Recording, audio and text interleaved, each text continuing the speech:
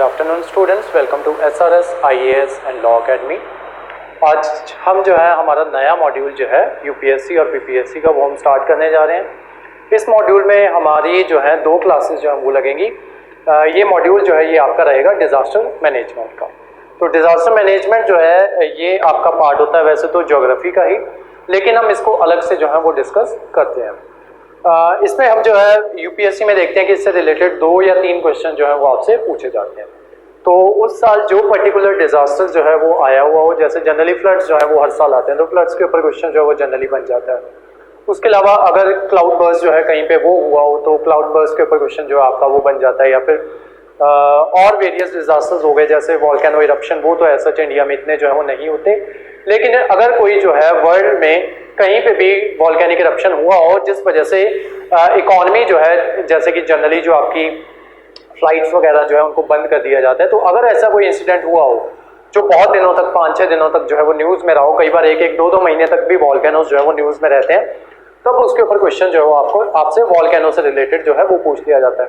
उसके अलावा इसमें से क्वेश्चन जो पूछे जाते हैं कि इंडिया जो है वो नेचुरल डिजास्टर जो है या डिजास्टर मैनेजमेंट जो है उसके लेके इंडिया जो है उसने क्या क्या कदम उठाए हुए हैं, या इंडिया जो है उसके रिगार्डिंग कोई नया बिल जो है वो पास कर देता है। तो वो सारे क्वेश्चन जो है वो आपसे डिजास्टर मैनेजमेंट में पूछे जाते हैं। उसके अलावा अर्थक्वेक जो है वो हम देख रहे हैं कि अब जो है काफी फ्रीक्वेंट हो चुके हैं अर्थक्वेक्स, तो उनके ऊपर क्वेश्चन जो है वो पूछ लिए जाते हैं।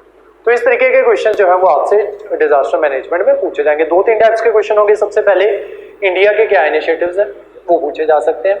उसके अलावा कौन सा पर्टिकुलर आपका अर्थक्वेक आया है उसके रिगार्डिंग क्वेश्चन जो है वो पूछे जाते हैं। तो इसके रिगार्डिंग जो भी मेंस में अभी तक जो क्वेश्चन जो है वो आपसे पूछे गए हैं, वो questions along with their answers जो है वो जो हमारे स्टूडेंट्स जो है वो उनको भेज दिए जाएंगे। ये वाली डिजास्टर मैनेजमेंट वाली जो क्लास होगी ये सबके लिए पब्लिक जो है वो की जाएगी। थोड़ी सी बोरिंग क्लास जो है ये रहती है, क्योंकि ऐसा जो है जो हमने डिजास्टर्स जो होते हैं, जो उसमें जो डिजास्टर्स का जो इंटरेस्टिंग पार्ट होता है, जैसे कि आपके फ्लड्स जो है वो कैसे आते हैं, क्या फ्लड्स क्या होते हैं, सुनामीज क्या होती हैं, क्या सुनामी किस तरीके से आती है, अर्थक्वेक्स क्या होते हैं किस तरीके से आते हैं, वॉल्केनिक इरप्शंस जो होते हैं उनके होने के पीछे भी क्या रीजंस हैं, अर्थक्वेक्स के आने के पीछे क्या रीजंस हैं, वो हम जो है वो वाला पार्ट ज्योग्राफी में कवर कर लेते हैं। तो वही पार्ट जो होता है वो इंटरेस्टिंग होता है। बाकी जो है इसमें डिजास्टर मैनेजमेंट ऐसा जो है उतना इंटरेस्टिंग जो है वो कुछ भी नहीं होता।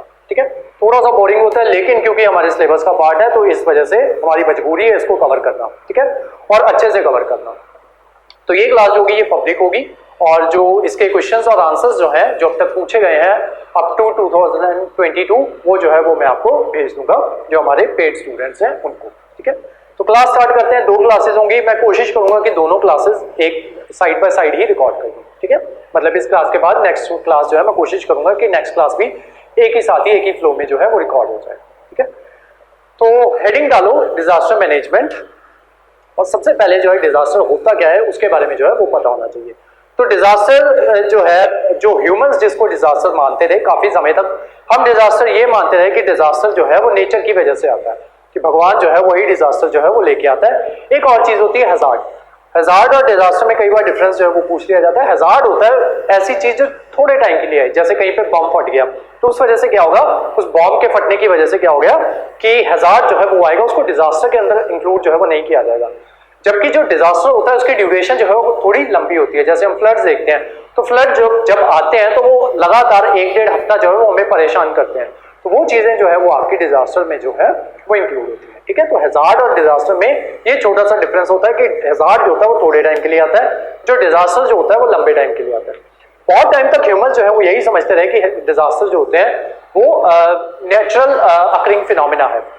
बाद में धीरे धीरे लोगों को समझ में आने लगा कि ये सिर्फ और सिर्फ नेचुरल फिनोमिना नहीं है, ह्यूमंस अपनी वजह से भी जो मैन मेड डिजास्टर जो है वो भी इसमें इंक्लूड होते हैं। जैसे कि जो ह्यूमन एरर की वजह से क्या हुआ कि कहीं पे न्यूक्लियर जो था एक्सप्लोजन जो है वो हो गया। ठीक है, वो न्यूक्लियर लीकेज जो है, न्यूक्लियर प्लांट से लीकेज जो है वो हो गई। जैसे आपने चेर्नोबिल करके सीरीज है तो वो आप देख सकते हो। ठीक है, तो उसमें आप देखते हो कि किस तरीके से जो है वो जो न्यूक्लियर जो उनका स्टेशन जो था वो किस तरीके से वो जो है वो फट जाता है, और एक के बाद एक दूसरा और तीसरा स्टेशन जो है वो फट जाते हैं। ठीक है, और वहां पे जो है लीकेज जो है न्यूक्लियर मैटर की लीकेज जो है वो हो जाती है और पूरी की पूरी सिटी जो है उसको खाली करना जो है वो पड़ जाता है। और जो लोग उसकी चपेट में आए होते हैं उनको जो है जेनेटिक म्यूटेशंस जो है वो उनमें वो देखी जाती है। ठीक है, तो ये सारे होते हैं आपके डिजास्टर्स। तो शुरू में ह्यूमंस क्या समझते थे कि डिजास्टर जो है वो सिर्फ और सिर्फ नेचुरल कॉजेज की वजह से आते हैं, लेकिन बाद में उन्हें समझ में आने लगा कि कहीं ना कहीं हम भी उसकी वजह ही है। ठीक है, जैसे आपका लैंडस्लाइड जो है ये भी डिजास्टर का पार्ट है। अब लैंडस्लाइड होता किस वजह से, क्योंकि हम इलीगल वहां पे एक पहाड़ी के ऊपर इलीगल कंस्ट्रक्शन जो है वो करनी स्टार्ट कर देते हैं, जिस वजह से जब बारिश आती है तो वो मिट्टी जो है वो ढिलकनी स्टार्ट हो जाती है और लैंडस्लाइड जो है वो कॉज करती है। ठीक है, और उसके अलावा हम डिफॉरेस्टेशन जो है वो कॉज कर देते हैं, वो करते हैं हम, जिस वजह से सॉइल इरोजन जो है वो कॉज हो जाती है और वो सॉइल इरोजन अल्टीमेटली लैंडस्लाइड्स का रीजन जो है वो बन जाती है। ठीक है, अब लिख लो डिजास्टर होता क्या है, लिख लो a disaster is caused by, इसमें ज्यादा लिखने वाला ही होगा, समझने वाला ऐसा जो है वो इसमें नहीं है। ठीक है, और एक क्वेश्चन पीपीएससी हमेशा पूछती है, वो क्वेश्चन में आपको सेकंड क्लास जो होगी उसमें सेकंड क्लास में हम उस क्वेश्चन को डिस्कस करेंगे। लिखो a disaster is caused by natural और man made factors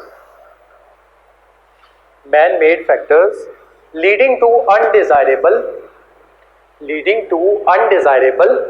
sudden disruption of normal life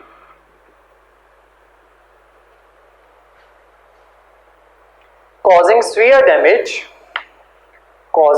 damage to life and property. ठीक है, अब जो आपका हैजार्ड जो है वो भी लाइफ एंड प्रॉपर्टी को जो है वो डैमेज जो है वो कॉज करता है, लेकिन वो लॉन्ग टर्म के लिए जो है वो नहीं आता। अब इसी के साथ और लिखो आगे फिलहाल, देन उसके बाद हैजार्ड की डेफिनेशन लिखवाता हूं आपको।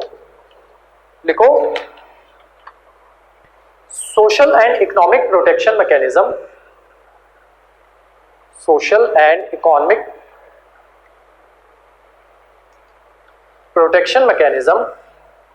social and economic protection mechanism are inadequate to cope with such losses. Next लिखो hazard लिखो, hazard is a threat, comma, a future source of danger with the potential to cause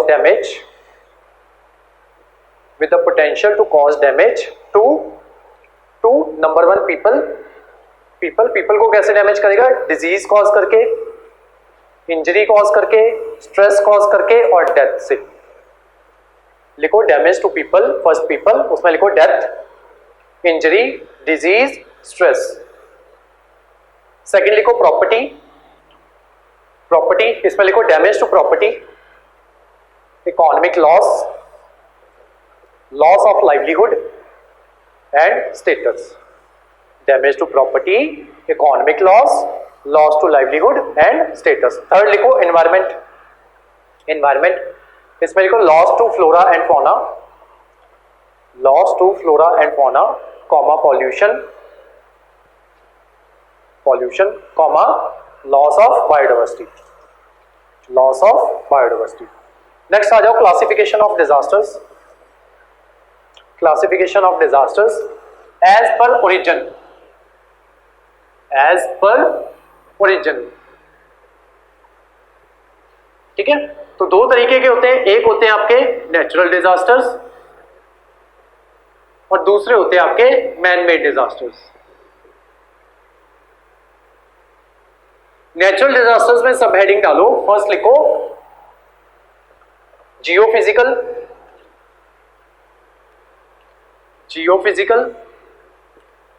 इसमें लिखो earthquakes, landslides,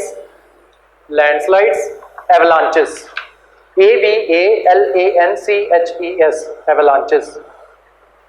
next लिखो hydrological,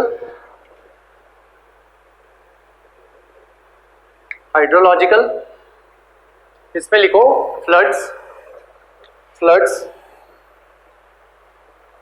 next लिखो meteorological,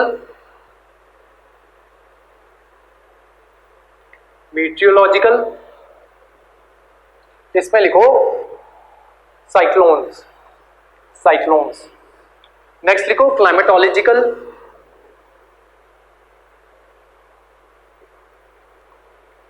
climatological, इसमें लिखो droughts, droughts. Next लिखो biological,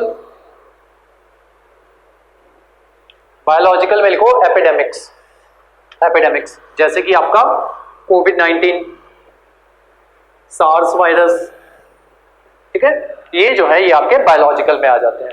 अब आप ये जो सुनामी जो है उसको हमने यहाँ पे हाइड्रोलॉजिकल में नहीं लिखा, सुनामी आप लिख लो जियोफिजिकल में, जियोफिजिकल में, क्योंकि सुनामी का जो मेन कॉज होता है वो कॉज होता है आपका अर्थक्वेक, ठीक है। हमने कवर किया था ना जब इकोनॉमी ज्योग्राफी कवर कर रहे थे, तब हमने वहां पे देखा था सुनामी किस वजह से कॉज होती है, अर्थक्वेक की वजह से।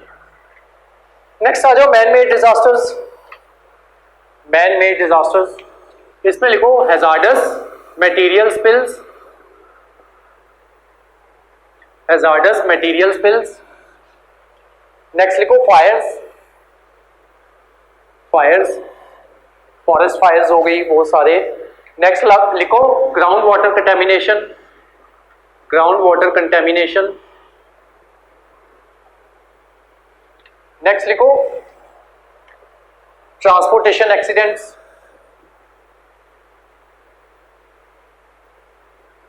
Transportation accidents. नेक्स्ट लिखो एक्सप्लोजन्स, एक्सप्लोजन्स। लास्ट लिखो act of terrorism,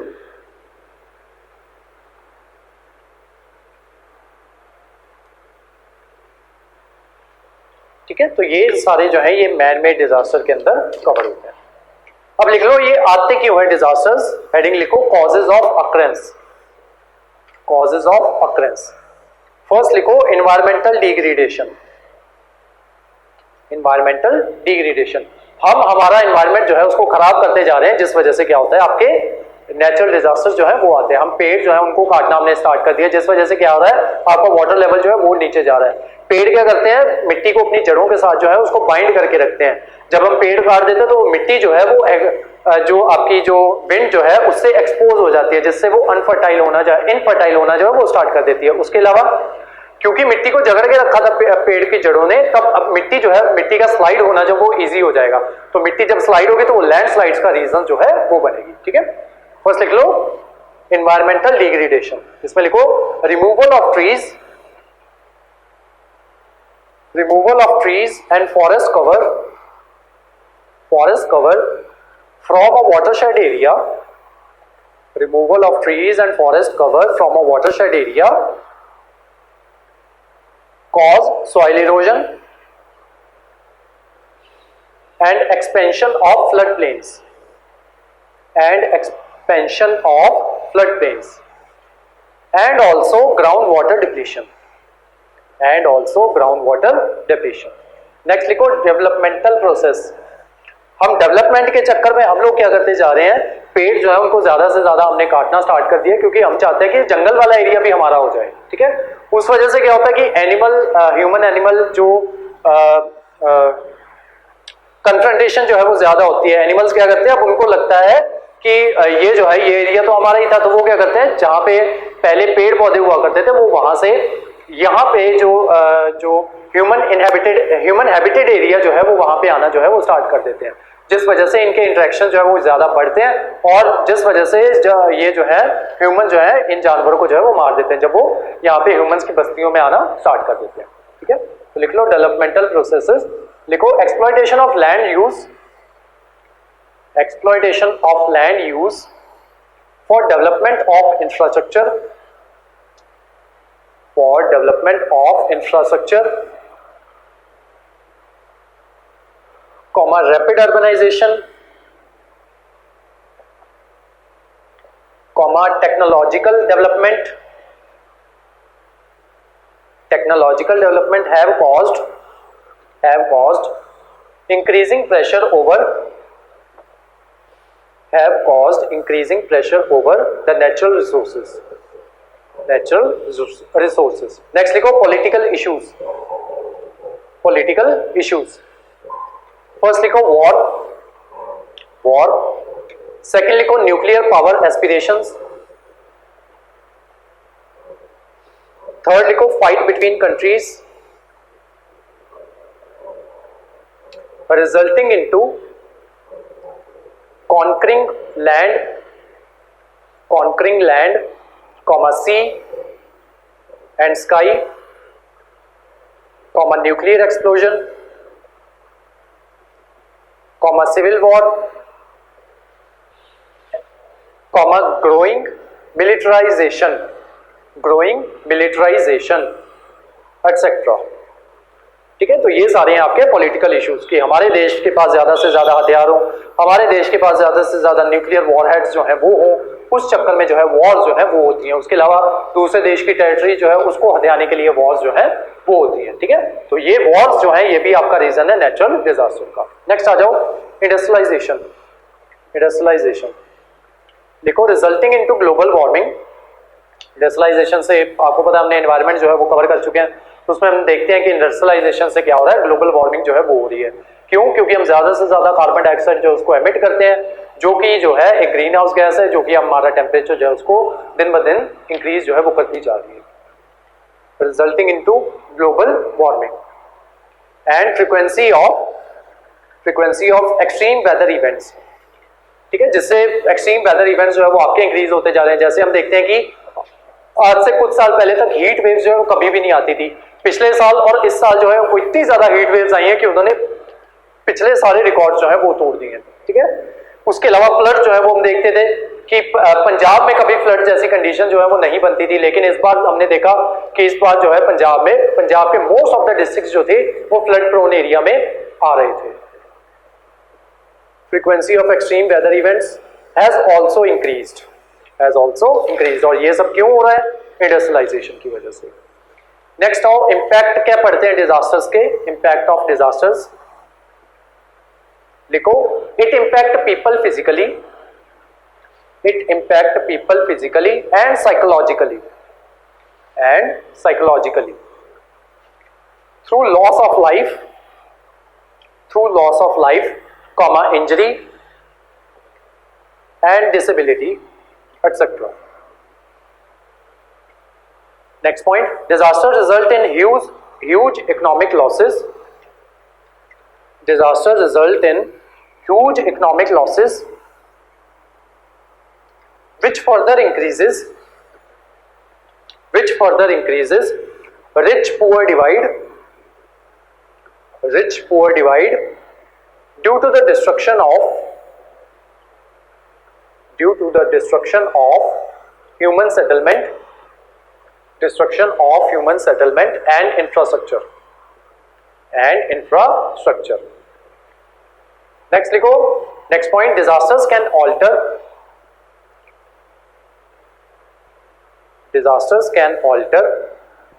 the natural environment, loss of habitat to many plants and animals,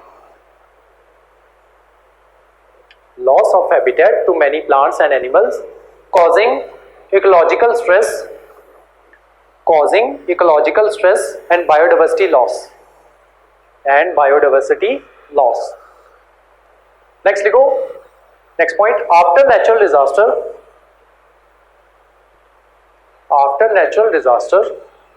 natural resources like water become scarce, resulting into food and water scarcity. Next point, displacement of people due to lack of resources. Next point, vulnerability of India is around 59% of land mass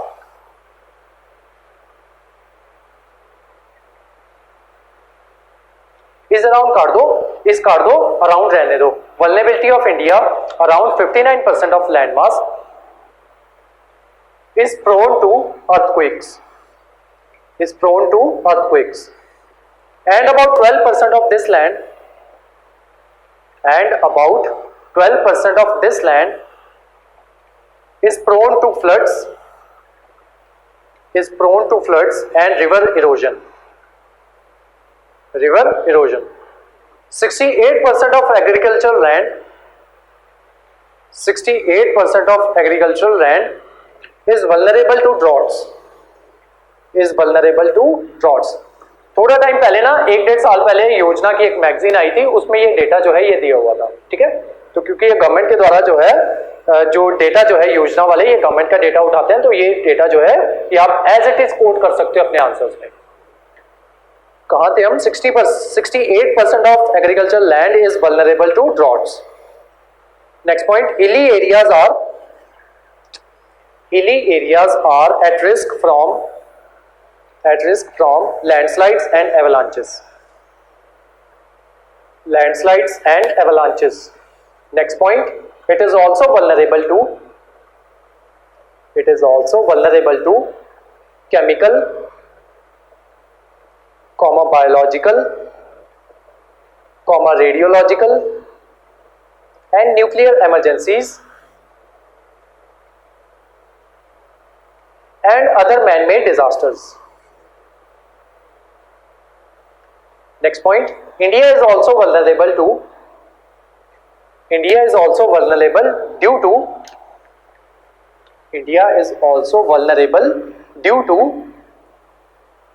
changing demographics,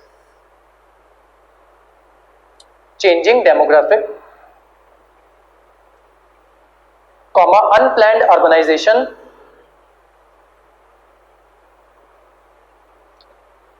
development within high risk zone and frequent spread of epidemics.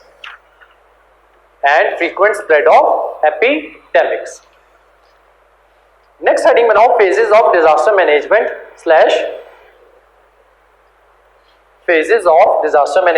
/ mechanism of disaster management।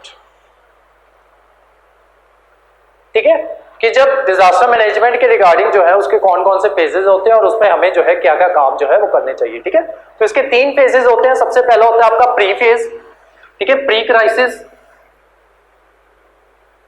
कि crisis आने से पहले हमें क्या क्या तैयारियां जो है वो करनी होती हैं, CRISIS, क्राइसिस। सेकेंड होता है आपका ड्यूरिंग क्राइसिस, ये एज इट इज ही डायरेक्ट क्वेश्चन पूछ लिया जाता है। और थर्ड है आपका पोस्ट क्राइसिस, ये एज इट इज ही डायरेक्ट क्वेश्चन जो है वो पूछ लिया जाता है कि what are the phases of disaster management. ठीक है, तो इसमें जो लिखवा रहा हूं वो लिखना होता है। देखो, it has a life cycle, disaster management has a life cycle that is broadly classified into 3 phases, that are broadly classified into 3 phases। First phase लिखो प्री क्राइसिस, उसमें लिखो potential hazard,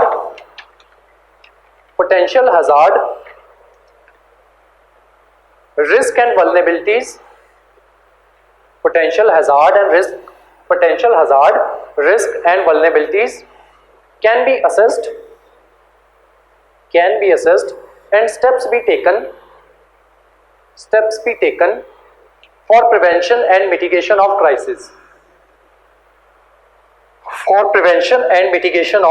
crisis, full stop। next point, these steps can be taken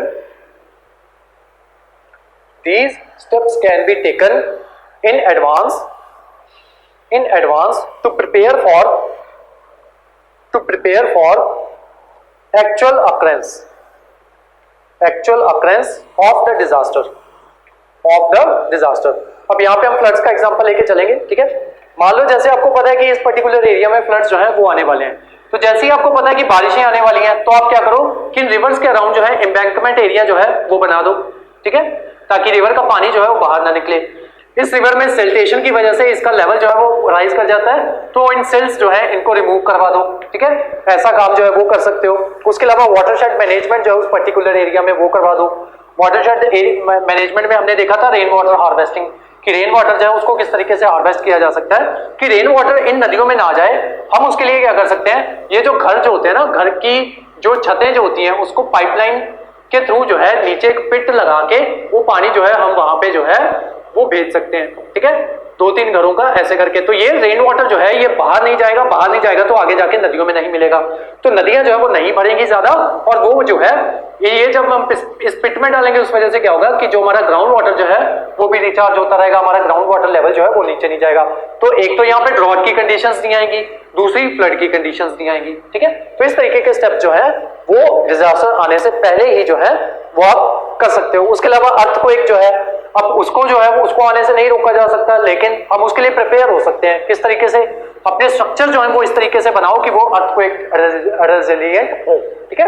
अपने घर का structure जो है, proper architecture जो है वो आपका उस तरीके का होना चाहिए। जितने नंबर ऑफ बीम्स बोले गए हैं वो बीम्स जो है वो आपको इंक्लूड करने चाहिए, जितनी दूरी पे बीम्स बोले गए हैं उतनी दूरी पे बीम्स जो है उनको जो है वो कंस्ट्रक्ट करना चाहिए जब आप अपना घर जो है वो बना रहे हो, ठीक है।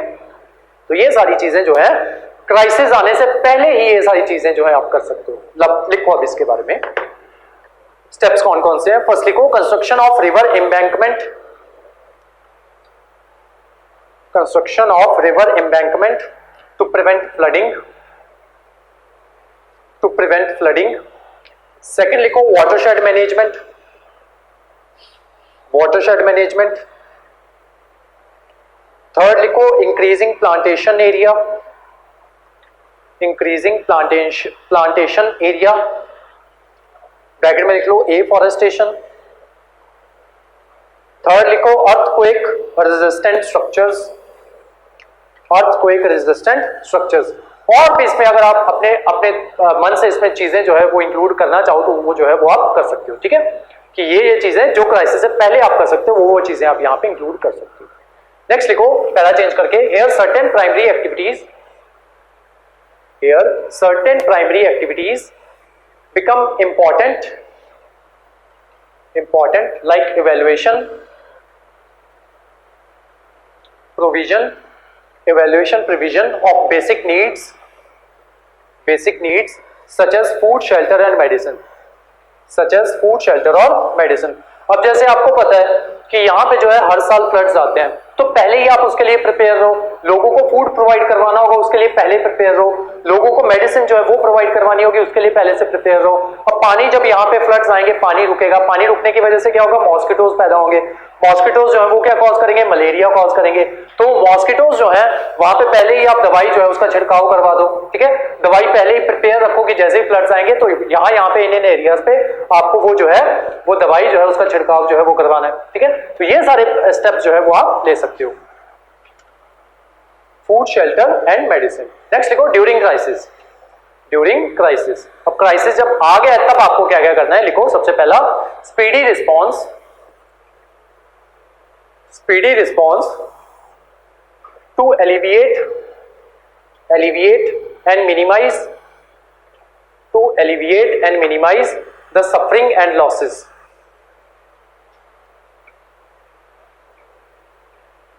and minimize the suffering and losses. Second, search and rescue, search and rescue operation जो है वो स्टार्ट करो, ठीक है। मान लो अर्थक्वेक आया तो उस वजह से मलबा जो है वो दब गया, अब मलबे के अंदर नीचे लोग जो है वो जिंदा भी मिलते हैं बहुत बार, तो उन मलबे को जो है जल्दी से हटाना है, सर्च एंड रेस्क्यू ऑपरेशन जो है वो जल्दी से वो करने हैं। लिखो main aim is to, the main aim is to sustain the normalcy, normalcy जो है वो जल्दी से वापस आ जाए, मेन एम जो है वो रहना चाहिए during crisis. Main aim is to sustain the normalcy and provide the basic needs such as food, shelter and medicine, food, shelter and medicine. Next लिखो post crisis phase। अब डिजास्टर आके चला गया, अब उसके बाद क्या क्या काम करना है, जो बिल्डिंग जो गिरी हुई है उनको रिकंस्ट्रक्ट जो है वो करना है, जिन लोगों की जो है जान गई है उनको जो है मुआवजा जो है वो देना है, ठीक है। और कई बच्चे जो है वो अनाथ हो जाते हैं, उनकी देखभाल जो है वो किस तरीके से होगी वो चीज देखनी है। कई लोगों के घर जो है वो चले जाते हैं तो उनको जो है प्रॉपर मुआवजा जो है वो सारा जो है वो देना है।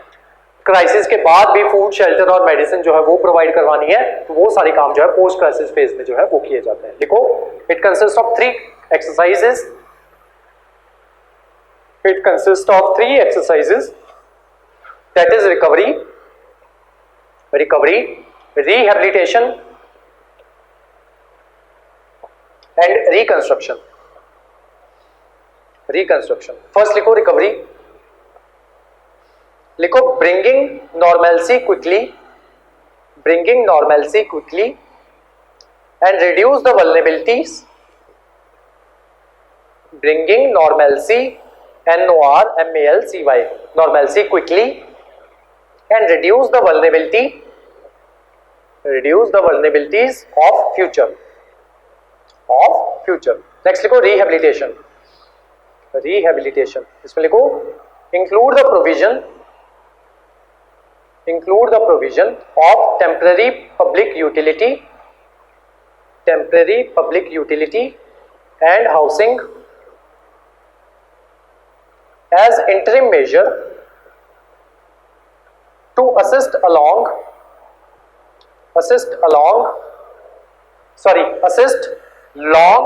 term recovery. along काट दो, long term recovery. Next लिखो reconstruction, लिखो construction of damaged infrastructure,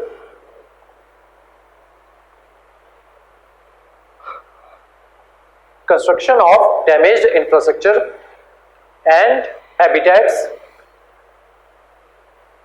and enabling sustainable livelihood. Next लिखो disaster risk reduction. इसमें लिखो first developing sustainable, next heading है ये डिजास्टर रिस्क रिडक्शन। इसमें लिखो स्टैंड अलोन टॉपिक है डिजास्टर रिस्क रिडक्शन। फर्स्ट लिखो developing sustainable resilient infrastructure development that is vital for the future infrastructure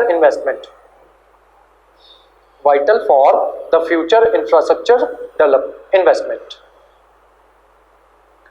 Next लिखो adopting and implementing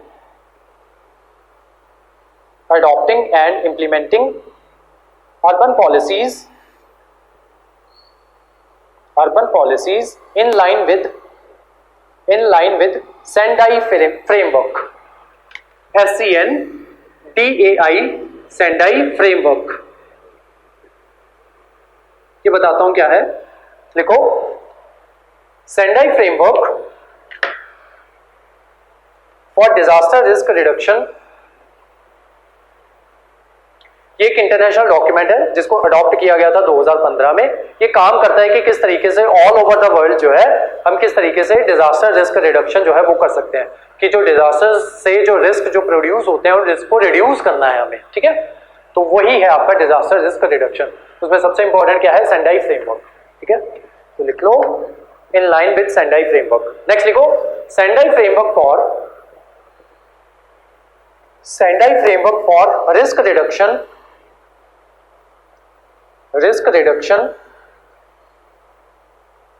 2015 to 2030, 2015 से 2030 तक का जो है ये फ्रेमवर्क है 2030। It was an international document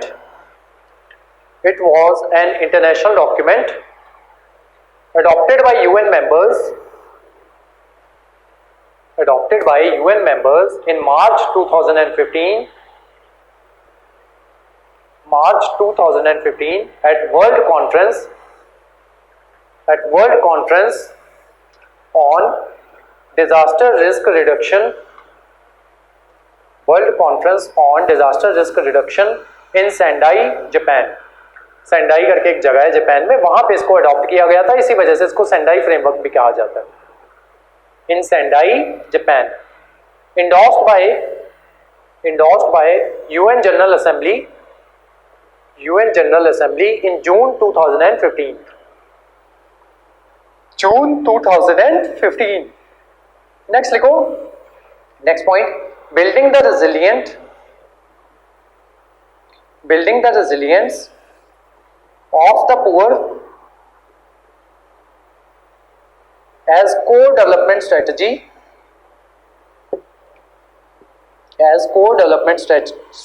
for ending the extreme poverty.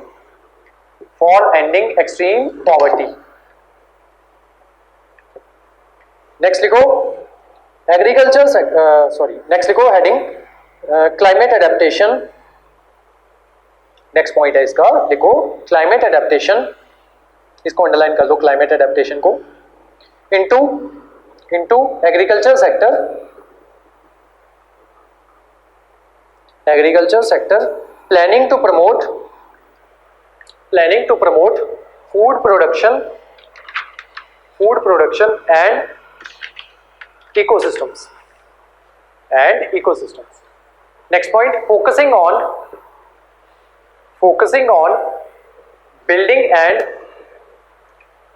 on building and upgrading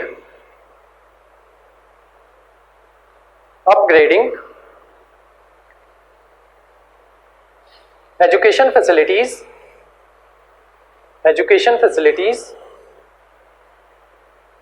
Next point, protecting and restoring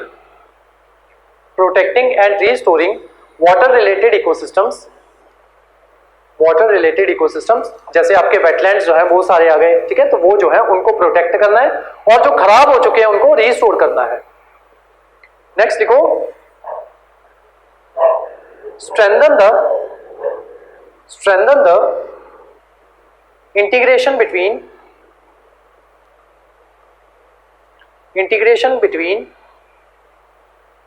disaster and climate resilience.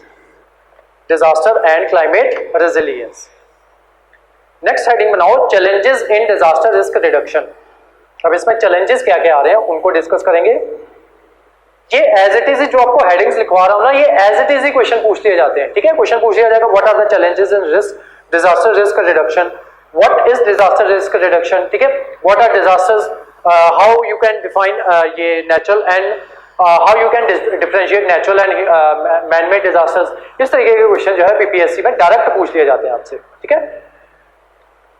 Next लिखो, challenges in disaster risk reduction. First लिखो, insufficient levels of implementation for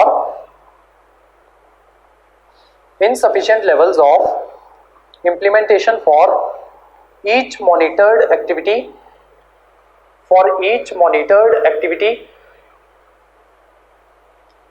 Second point, disaster risk management plans.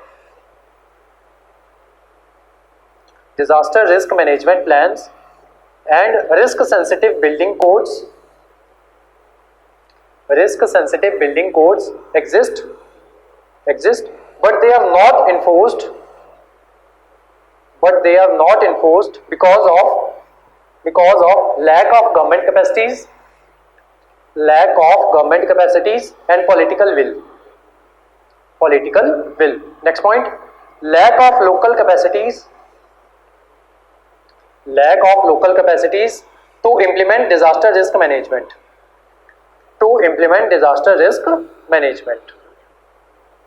Next लिखो, there is divergence of political and economic commitments.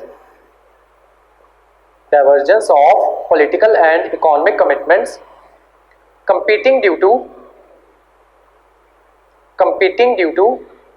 other competing needs such as poverty reduction,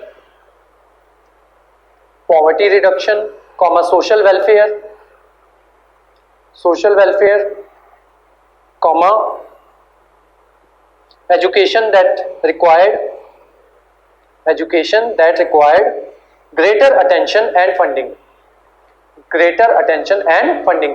तो हमारा ध्यान जो है वो इन्हीं चीजों की तरफ जो है वो ज्यादा रहता है कि किसी तरीके से पॉवर्टी जो है वो रिड्यूस हो जाए, एजुकेशन जो है उसके लिए पॉलिसीज बनाना, हमारा ध्यान जो है उनकी तरफ पॉलिसीज बनाने की तरफ जो है वो रहता है, रादर देन ये डिजास्टर जो है इसकी तरफ ध्यान देने को। ठीक है, हमारा ध्यान जो है या हमारी सरकार का ध्यान जो है वो इस तरफ जा ही नहीं पाता क्योंकि और प्रॉब्लम जो है वो बहुत ज्यादा एग्जिस्ट करती हैं। नेक्स्ट लिखो, due to poor coordination, next point, due to poor coordination between stakeholders with respect to risk assessment monitoring, early warning, disaster response and other disaster related activities। मतलब ऐसा है कि प्रॉपर कोऑर्डिनेशन ही नहीं है। ठीक है, मान लो एक बंदे का काम क्या है, एक डिपार्टमेंट का काम क्या है कि किसी भी तरीके का डिजास्टर आने वाला है तो उसकी जो है नॉलेज जो है वो दूसरे डिपार्टमेंट को देनी है। अब दूसरे डिपार्टमेंट का काम क्या है कि उसकी नॉलेज जो है वो लोगों को देनी है।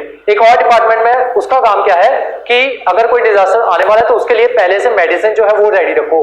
दूसरा डिपार्टमेंट है उसका काम क्या है, फूड जो है वो रेडी रखो। तीसरा डिपार्टमेंट क्या है, शेल्टर जो है वो रेडी रखो। चौथा डिपार्टमेंट क्या है, रेस्क्यू जो है वो करवाना है।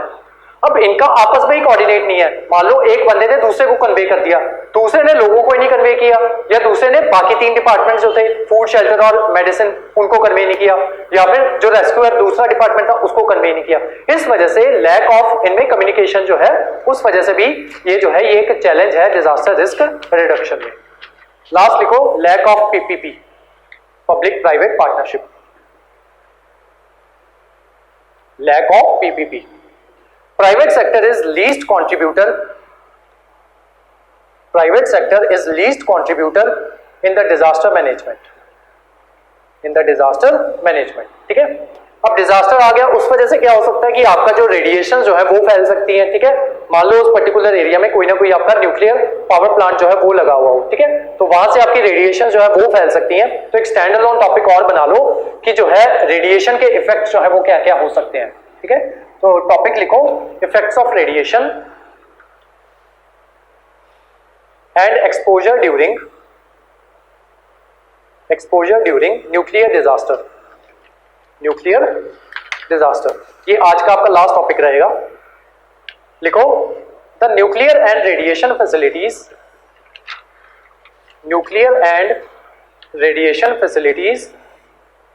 Operating in the country are designed and operated with utmost care and safety, but possibility of high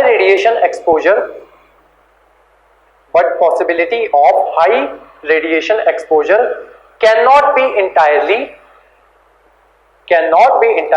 ruled out।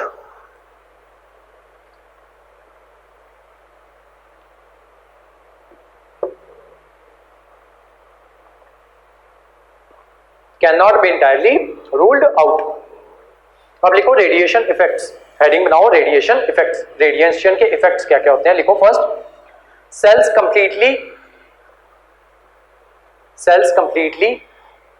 repair itself।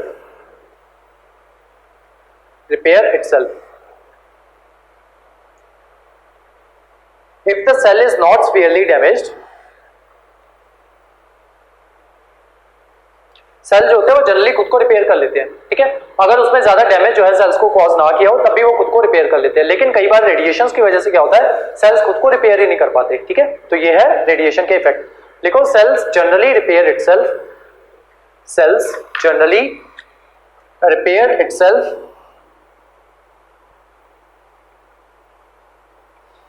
if the cell is not severely damaged,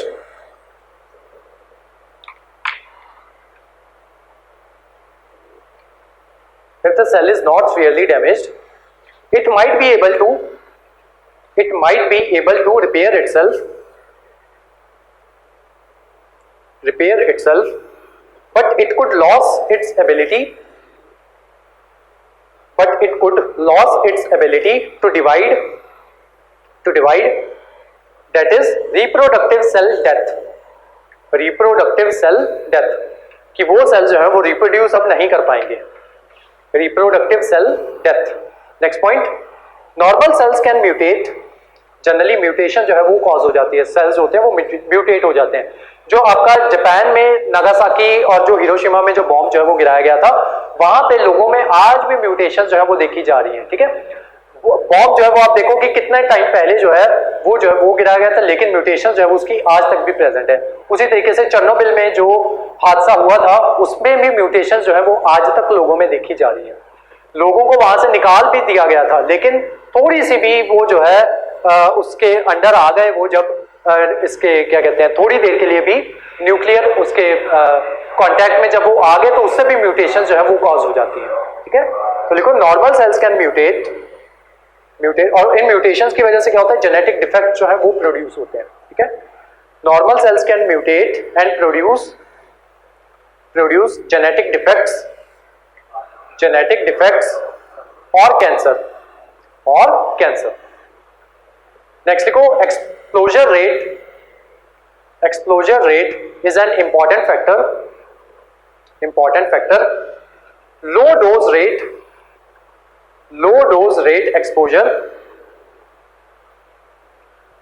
dose rate exposure and fractional exposure produces less damage as compared to acute exposure। Next heading बनाओ, organisation and structure during radiation disaster. तो इसमें 6 steps आते हैं, ठीक है। 6 के 6 steps जो है अलग अलग जो है वो हम लिखेंगे। फर्स्ट लिखो 7 स्टेप्स हैं इसमें, 7 स्टेप्स हैं। फर्स्ट लिखो स्टेप 1, इसकी हेडिंग डालो medical response initiator.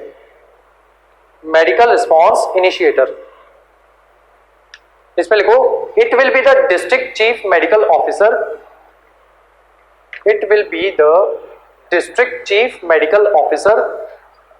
on the orders of district magistrate will initiate the action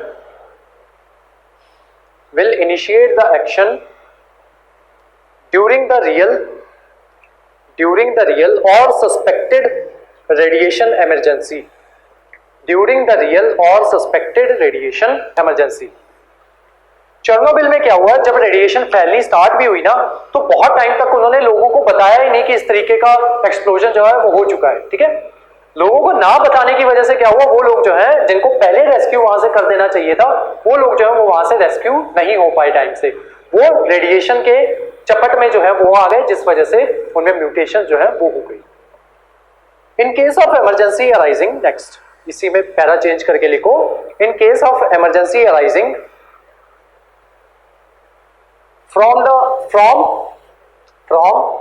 other than the nuclear power plant,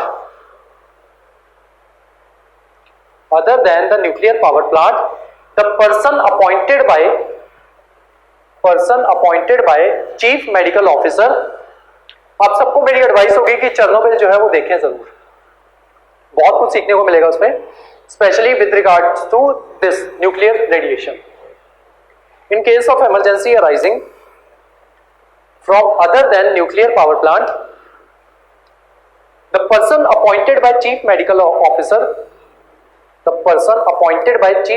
officer will report to the DM, district magistrate। इसको हम DM ही लिखेंगे अब, ठीक है। Step 2 लिखो DM will get the source traced and initiate the emergency response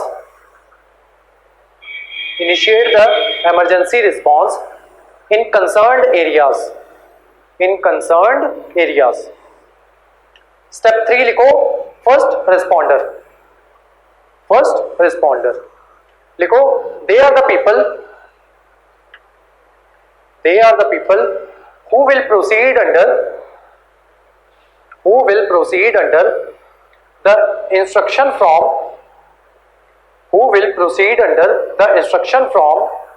response initiator, comma, informing the people about the do's and don'ts and distributing potassium iodide tablets. ये tablets क्या करती हैं, ये भी चेरनोबिल में ही मुझे पता चला था।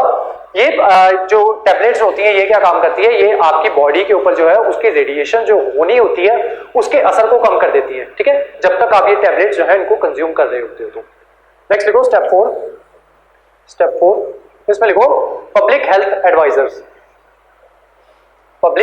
एडवाइजर्स। इसमें लिखो people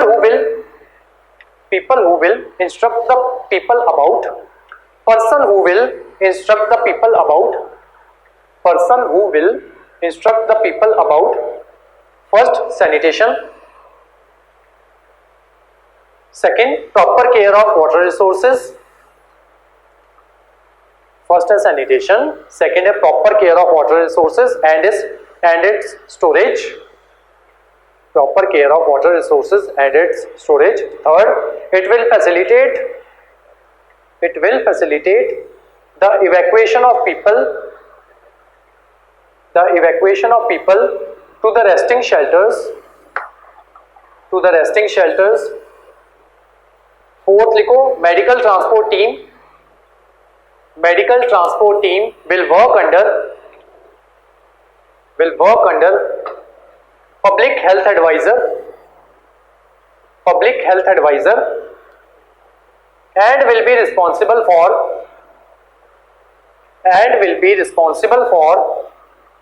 transfer of patients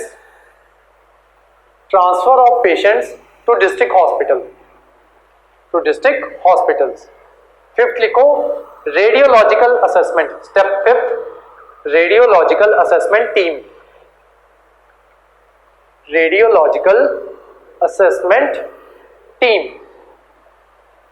लिखो it will carry out the external radiological assessment with the help of dosimeters to measure the radiation exposure.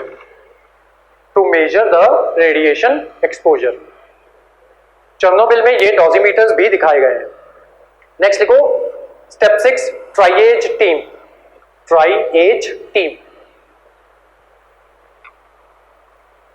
लिखो comprises of trained paramedics that will categorize the patients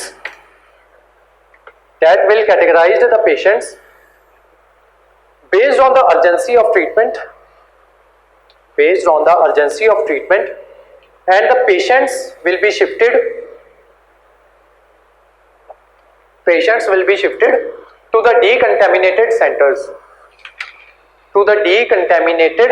decontamination centers. Step 6 लिखो waste management team.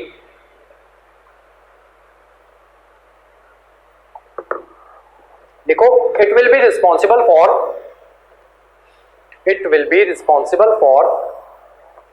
the proper collection of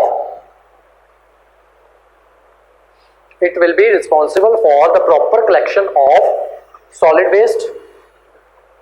waste and proper disposal of मत लिखना, and proper disposal as per the regulatory requirements, national regulatory requirements. दोबारा repeat कर रहा हूं, it will be responsible for the proper collection of solid waste, proper disposal as per the national regulatory requirements.